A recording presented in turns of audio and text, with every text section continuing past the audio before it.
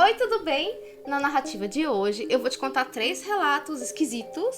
Tem assombração e tem outras coisas diferentes hoje aqui também. E eu espero que você goste. Fala oi, produção! Bora lá? E o primeiro relato de hoje se chama A Antiga Casa do Diretor. Eu vou ler o comecinho para contextualizar. E essa pessoa começa assim. Olá, sou da Malásia e hoje vou contar a vocês sobre a minha experiência de vida real com atividades paranormais. Em 2006, toda a nossa família morava em uma cidade rural chamada Lengong. É Malásia. É isso? É Malásia, sou da Malásia, é isso mesmo. Nessa época, Lengong ainda estava subdesenvolvido e a maior parte da cidade era apenas floresta e pequenas estradas. Meu pai trabalhava como segurança escolar e minha mãe era dona de uma pequena loja de sendol, ou sendol, eu não sei como se pronuncia, mas ela diz que é um tipo de sobremesa que eles têm lá, doce e fria. Então o pai dele era segurança da escola, a mãe vendia esse doce. Em julho daquele ano, a nossa casa foi incendiada. Depois desse incidente, realmente não tínhamos dinheiro para alugar ou comprar uma casa, e por misericórdia do diretor da escola onde meu pai trabalhava, ele nos permitiu ficar na antiga casa dele, perto do albergue escolar abandonado. Bom, é o seguinte, né? Ele diz que... O que é um albergue escolar? Então, pois é. Pelo que eu entendi, é assim, ó. Albergue é um lugar para as pessoas ficarem, né? Eu só não sei porque é escolar. Eu não sei se faz parte da escola ou se era destinado às crianças da escola, se era um albergue que também era uma escola para pessoas de rua, não sei. Mas aqui ele estava abandonado, não estava em funcionamento, tá? E assim, a casa deles pegou fogo e a pessoa não deixa claro se foi um acidente. Eu acredito que sim. Foi um acidente, eles perderam tudo, tudo que eles tinham estava na casa. E esse diretor, né, o pai dele era segurança na escola, o diretor cedeu uma casa que era dele. E assim, pelo que ele conta aqui, era um lugar que tinha muito mato em volta. Era uma casa meio... Sabe tipo filme de terror, que é a cabana na floresta? É mais ou menos isso. Era a casa, tinha floresta em volta e pertinho da casa tinha o tal do albergue, que devia ser um salãozão, um lugar grande e que ainda por cima estava abandonado, ou seja, a receita do terror, né? Bom, vamos lá. O que aconteceu lá? Achei muito legal esse relato. Ele fala que nos primeiros meses estava tudo normal e as coisas começaram a ficar estranhas no terceiro mês que eles estavam morando lá. Uma noite qualquer, o pai dele não estava, lembrando que ele era segurança da escola, segurança noturno, então o pai dele estava trabalhando. Na casa estava ele, a mãe e o irmão mais velho. Ele era o mais novo. Ele, o irmão mais velho e a mãe estavam na casa, o pai estava trabalhando, era tipo umas 11 horas da noite. E eles ouvem umas batidas na porta.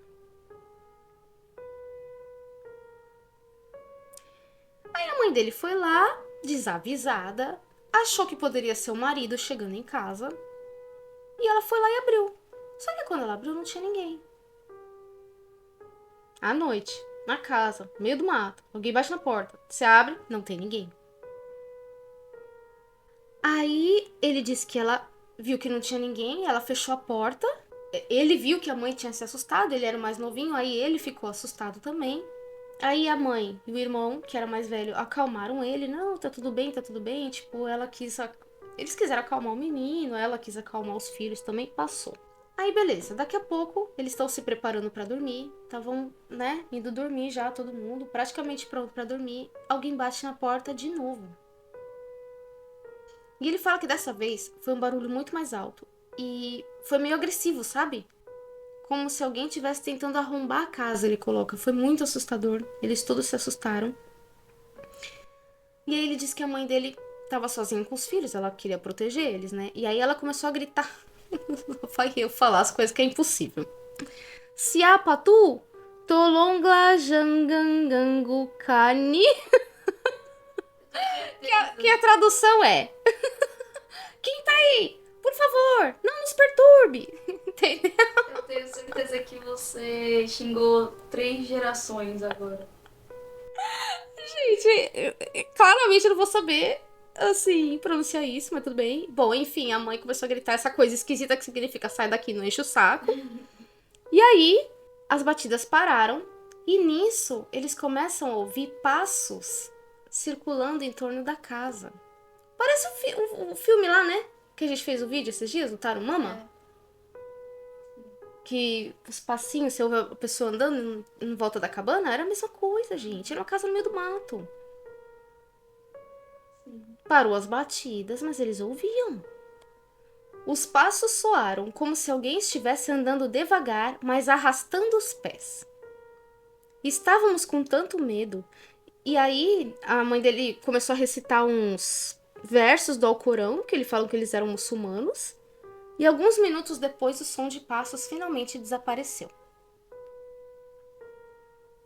Ele fala que foi a primeira vez que ele experimenta algo assim, ele nunca tinha visto nada demais, que foi extremamente assustador. E algumas semanas depois, isso aconteceu de novo. O pai não estava em casa, que ele estava trabalhando à noite também. Era por volta de meia-noite, 1 da manhã, mais ou menos. Eles foram acordados.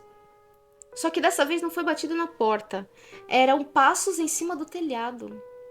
E ele fala que é como se tivesse alguém correndo em cima do telhado. Correndo em cima do telhado. E aí ele explica que assim, a casa... Gente, eu juro que eu vou tentar achar foto pra colocar aqui. Porque eu procurei na internet, mas... Ele diz que são casas tradicionais malaias, onde o telhado é feito de zinco. Pelo que eu vi, todos os telhadinhos são assim, ó. Sabe? Vou tentar pôr foto. Como que corre aí em cima, gente? Me explica. E ele fala que era tão alto que parecia algo com 2 pernas, ou seja, humanoide, correndo e pulando no topo do telhado. E isso continua por alguns minutos. E então, de repente, para e eles começam a ouvir os mesmos passos circulando a casa. Seja lá o que for que estava no telhado, desceu e agora está circulando a casa. É igual o filme dos Sinais. Os ET correndo. Isso, exatamente. Parece o filme dos Sinais. Que sobe e desce muito rápido do telhado. E aí eles começam a ouvir, seja lá o que for correndo em torno da casa, e eles começam a ouvir como se fossem arranhões na parede. Gente, à noite, no escuro, no meio do mato. Olha, quando eu pesquisei sobre essas casas malaias, diz que o telhado é de zinco e as paredes são de madeira. É tipo cabana mesmo, gente. Eles estão numa cabana no meio do mato, é tipo filme de terror. Sim. Isso é muito assustador. De madrugada. Bom, e aí ele coloca assim. Toda essa assombração dura quase 2 anos. 2 anos acontecendo isso. Tem noção? E então, meus pais decidiram sair da casa e encontraram uma nova casa para alugar perto da cidade. Ou seja, não numa cabana no meio do mato. Que tá complicado isso aí. Todos começamos a arrumar nossas coisas, limpar a casa e o entorno da casa. Meu pai pega emprestado um caminhão de um amigo e carregamos todas as coisas no caminhão. Depois que terminamos de carregar as coisas, meu pai vai verificar a casa para ter certeza de que tá tudo bem, tudo certo, antes de trancar a porta para entregar. Então meu pai entrou no caminhão com meu irmão mais velho, enquanto minha mãe dirigia nossa mini scooter comigo. Scooter é tipo uma motinho, né? Tá. O pai tá com o irmão no caminhão, aí tá a mãe e ele na traseira da scooter. E aí vem a cereja do bolo. Vou ler do jeitinho que ele escreveu. Ao sairmos de casa, viro a cabeça, só para olhar para a casa pela última vez. O que vi a seguir é algo que nunca esquecerei pelo resto da minha vida. Eu vi uma figura humana, exatamente no topo do telhado do albergue abandonado. Lembrando que tinha o albergue ali do lado. Será que morava lá? Eu vi uma figura humana exatamente no topo do albergue do telhado. Do albergue do telhado não, né, Ana? Do telhado do albergue. Do telhado do albergue abandonado, sentado como se tivesse agachado. Tinha pernas longas e as mãos tocavam o telhado. Tem cabelos longos que cobrem todo o rosto e a pele é pálida e azulada. Fiquei horrorizado com o que acabei de ver. Imediatamente viro a cabeça para trás, fecho os olhos e abraço a minha mãe com força por trás enquanto andamos na scooter. Alguns dias depois, contei à minha mãe o que vi no dia em que nos mudamos, mas ninguém acredita em mim. Dizem que talvez eu estivesse vendo outra coisa. Eu escrevi isso só para dizer a vocês que o que eu vi naquele dia é real, eu juro de verdade. Eu tinha 7 anos quando isso aconteceu, mas sei o que vi com meus próprios olhos e ainda me lembro. Obrigado a quem leu até o fim. Me sinto um pouco frustrado porque a minha família não acreditou em mim e eu guardei isso para mim por todo esse tempo. Obrigado novamente e desculpe pelo meu mau inglês. Filho, já foi traduzido 2 vezes, porque a gente tá contando em português. Então, assim... Gente, presta atenção. Eles mudaram pra uma cabana no meio do mato, do lado de um lugar que era abandonado. Nesse lugar abandonado, aparentemente, morava uma criatura. Que ele foi embora, ele viu, não foi no telhado da casa, foi no telhado do albergue. Sim. E à noite, essa criatura saía e perturbava eles lá na casa. A questão é, o que era essa criatura? Era uma pessoa que foi criada sozinha no meio do mato? Que ela tinha pele azulada. Então, na hora que tava falando, eu pensei que fosse alguém mesmo, alguém real, né? Tipo... Então, isso que me pegou a pele azulada. Porque, igual esses caras... Igual aquele filme, Mama, que as menininhas criadas no meio da floresta, que elas parecem bicho. Até onde me consta, existem casos reais disso. A pessoa é abandonada na floresta, ou é maluca, é uma pessoa louca, sabe? Que vive na floresta. A pessoa é que nem bicho, gente. Ela anda de 4, ela corre no meio do mato, cabelo engrenhado. Existem casos onde isso acontece, porque ela cresce, ela vive longe da civilização. Sim. Mas e essa pele azulada? Será que é normal a pessoa ficar com a pele azulada? Ou não era, gente? Era, sei lá, um fantasma, uma criatura, Eu não sei, do mesmo jeito, você sabe que tem relato de lobisomem, tem relato de tudo, né? Isso aqui pode ser uma outra coisa, que não é nem fantasma, nem gente. Eu achei que era ET também. Até quando você falou dos sinais, eu pensei nisso. Que sobe e desce muito rápido do telhado. Não parece um humano. Pra fazer isso com tanta... Ter essa... Como é que fala? Esse atletismo todo. Entendeu? Sim. Não parece humana. Mas talvez não seja fantasma não, gente. Talvez seja outra coisa.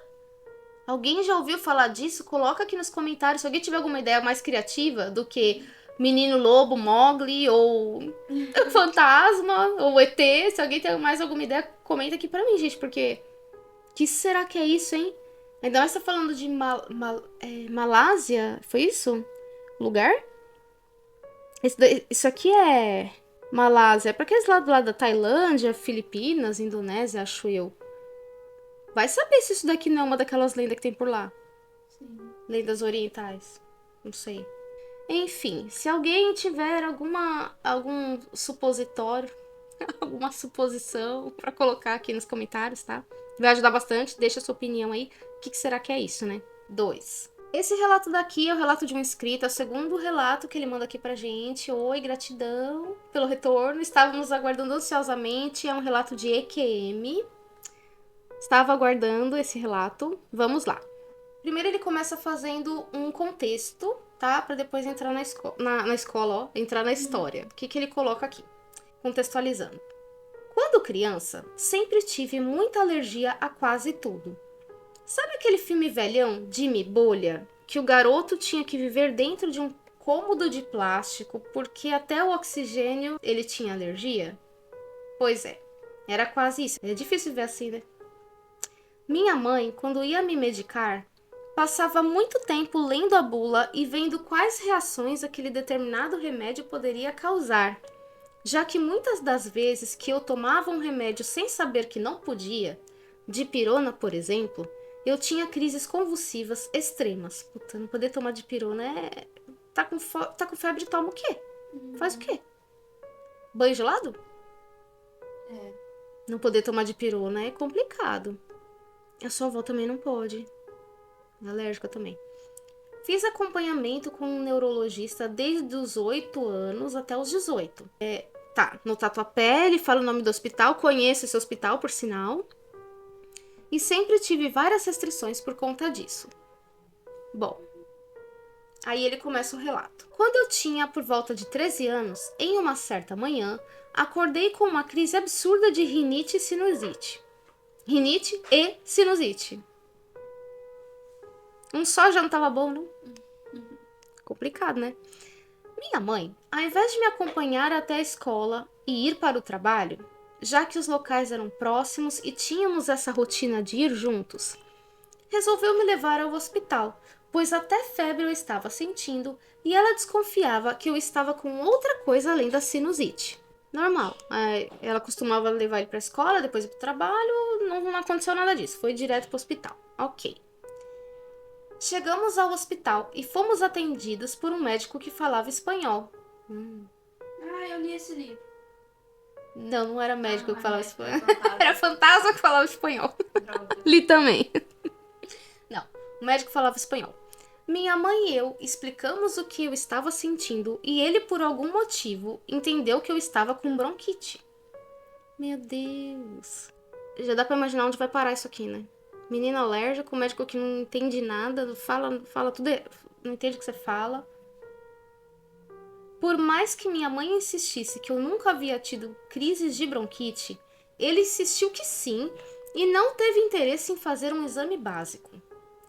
De cara, me receitou 2 inalações com um medicamento muito comum na época para abrir as vias respiratórias. Ele coloca o nome do remédio, conheço, por sinal também. Descontinuado aqui no Brasil, não sabia que não vendia mais aqui. Bom, ele receitou 2 inalações e as coisas começaram a desandar a partir daí.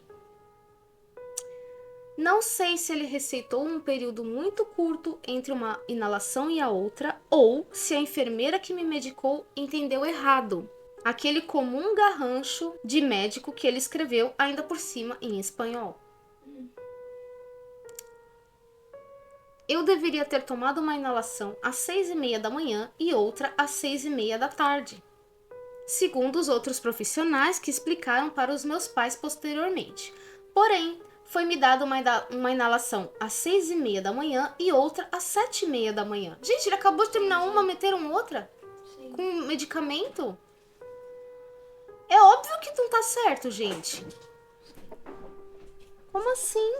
Oi, Bilga vai comer? Que veio? A sua mãe veio te buscar. Tchau, Odd. Carinha dele. Socorro. Tchau. Bom, óbvio que não ia dar certo. Acabou de terminar uma inalação, tá fazendo outra, ok. Fez as 2 inalações. Fui liberado logo após e voltamos para o salão de beleza onde minha mãe trabalhava, pois eu entregaria um atestado na escola. Bom, ele fala que depois de uns 40 ou 50 minutos que eles tinham chego lá no salão, ele começou a sentir a pior sensação que ele já teve na vida. Porque ele estava sentado, era um sofá nos fundos do salão, ele estava lendo uma revista em quadrinho do Wolverine, e aí acontece o seguinte, abre aspas. Meu coração começou a acelerar descontroladamente. Meus olhos deixaram de funcionar direito. É como se houvesse várias câmeras na minha frente soltando flashes continuamente, e as imagens da revista em quadrinhos ficaram sobrepostas na minha visão, uma sobre a outra. Ou seja, alguma coisa claramente não estava certa. Se eu olhasse para o chão, a imagem do chão ficaria sobreposta às da revistinha. E se eu olhasse para a parede, a mesma coisa. Saí correndo dos fundos do salão, gritando a minha coroa e esbarrando em tudo num total desespero, pois eu não conseguia enxergar mais nada além dos flashes. Como num suspiro, me dei conta que estava deitado em uma ambulância com um socorrista fazendo massagem cardíaca em mim. Olhei para o lado, vi minha mãe sentada com uma cara de pavor e desespero, mas quando eu tentei falar para ela que estava tudo bem, tive um teto preto. Imagine-se em um lugar onde você não consegue enxergar nada. Eu sabia que estava de olhos abertos e em pé ao invés de deitado como anteriormente. Ele já estava fora do corpo, Lê. Deu para perceber?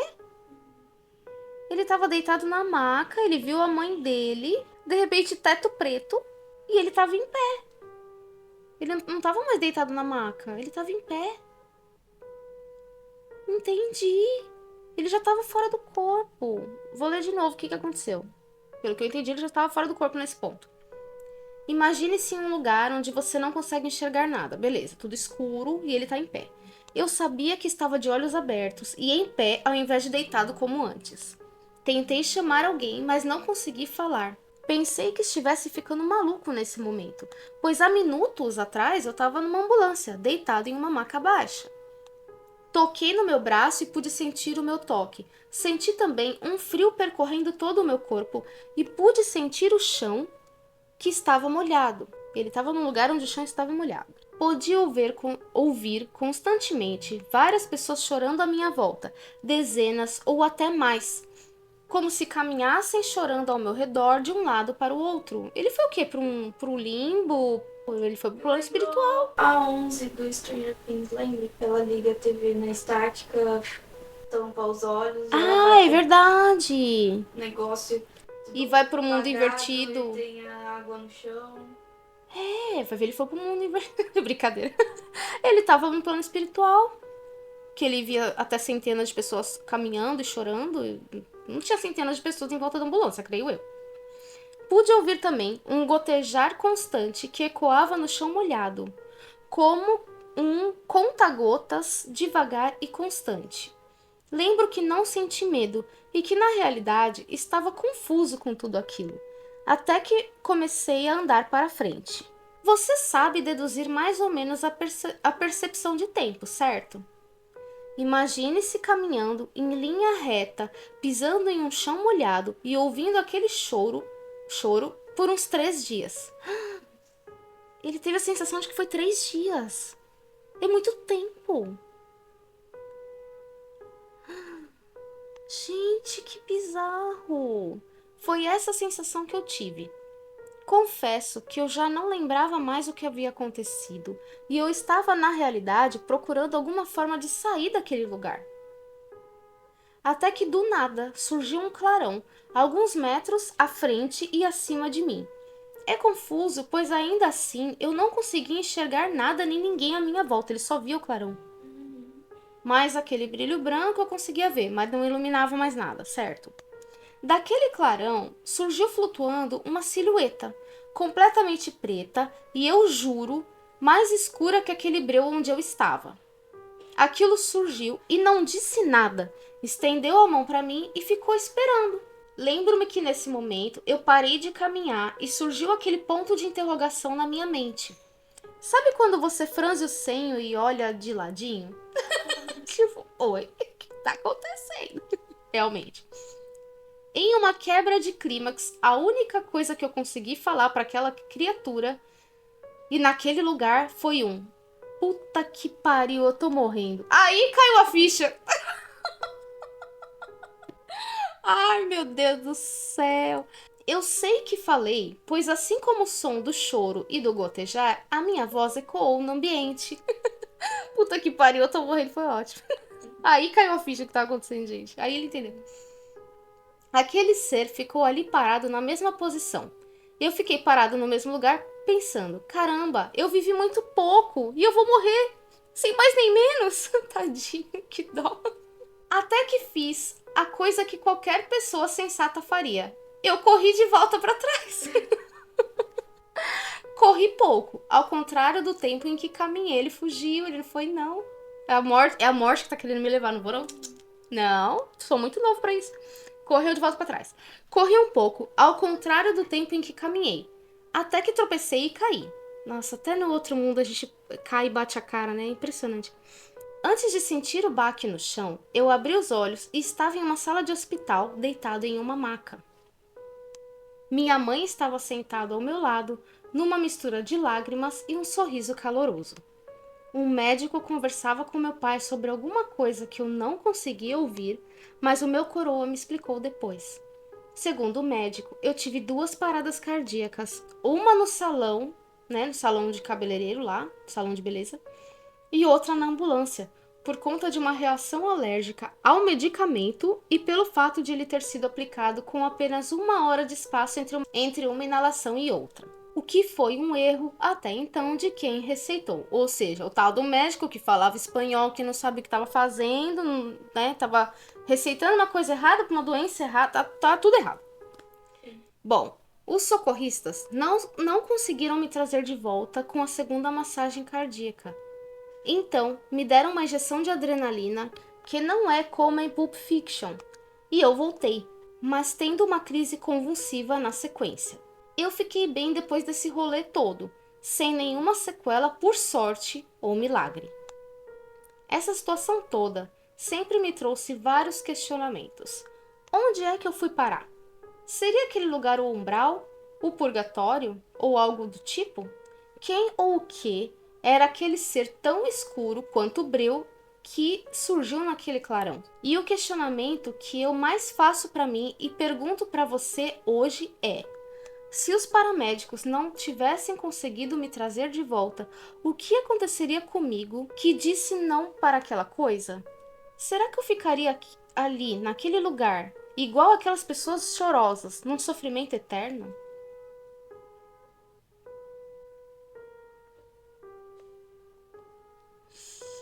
Gente, eu adorei! É muito bizarro! Eu adorei, é muito bizarro! Gente! Parece um umbral mesmo! Você tá num limbo, Sim.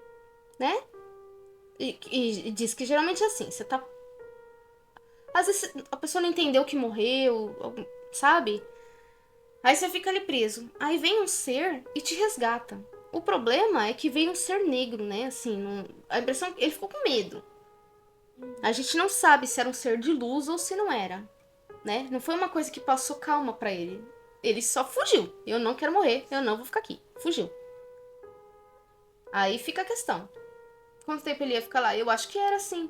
O que me consta é que assim, isso aí se chama livre-arbítrio, né? Às vezes você tem um ser espiritual que vem, tenta te ajudar, tenta te mostrar pra onde você tem que ir, você não aceita, você fica onde você tá.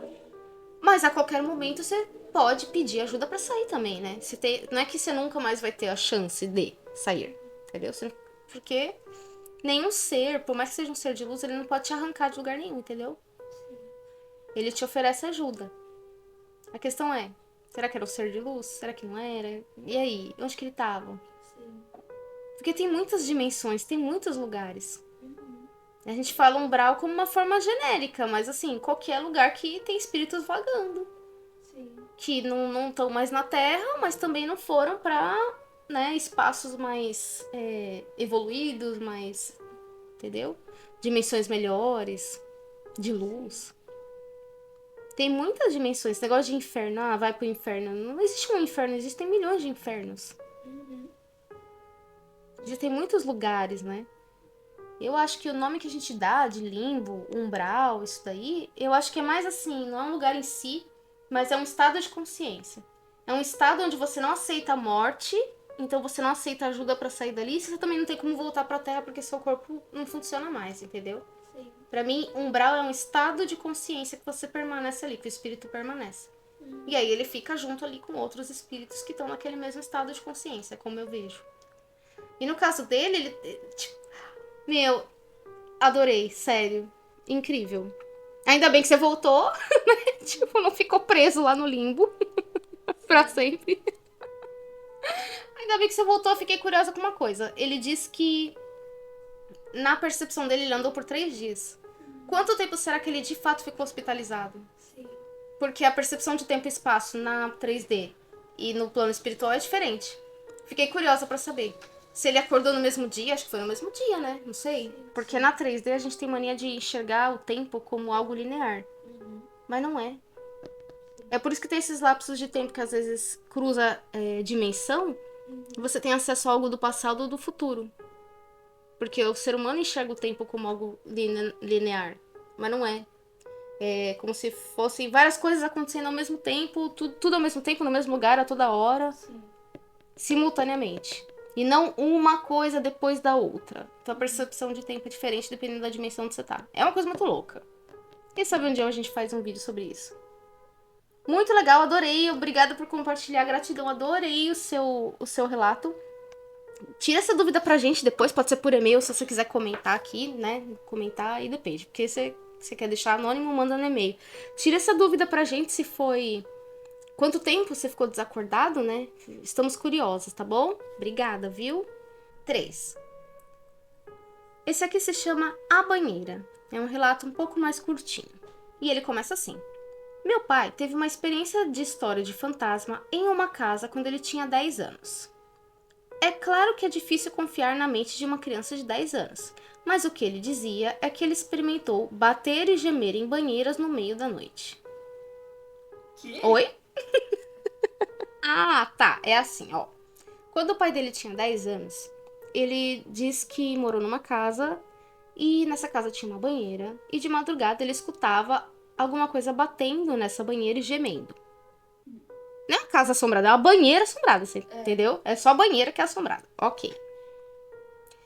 E que ele fala que o pai dele contava a história, mas ninguém dava atenção. Uma criança, 10 anos, ninguém levava a sério. Só que aí, o rapaz que tá contando o relato, ele disse que quando ele tinha 11 anos, eles voltaram para essa casa onde o pai morou. Devia ser uma casa da família, talvez. Voltaram. E não é que ele começou a ouvir a mesma coisa? Aquela história que o pai dele contava, que ninguém acreditava? Pois é, ele ouviu também. Ele fala que ele estava dormindo com a irmã no quarto que era o antigo quarto do pai dele, aquele lugar onde o pai dele dormia. E aí a irmã dele acorda ele, falando que tá ouvindo batidas na banheira no meio da noite. E aí ele lembra da história do pai. Ok, passou. No outro dia, quem começa a escutar é ele. Ele diz que era coisa de meia-noite.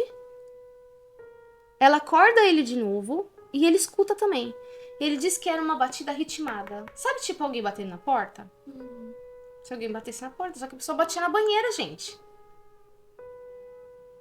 Aí ele fala que eles acordaram os pais, o pai foi lá, revistou a casa, foi procurar tudo, não achou nada, mas que isso continuou se repetindo por várias noites. Eles não chegaram a ouvir os gemidos que o pai ouvia, ouviram só as batidas.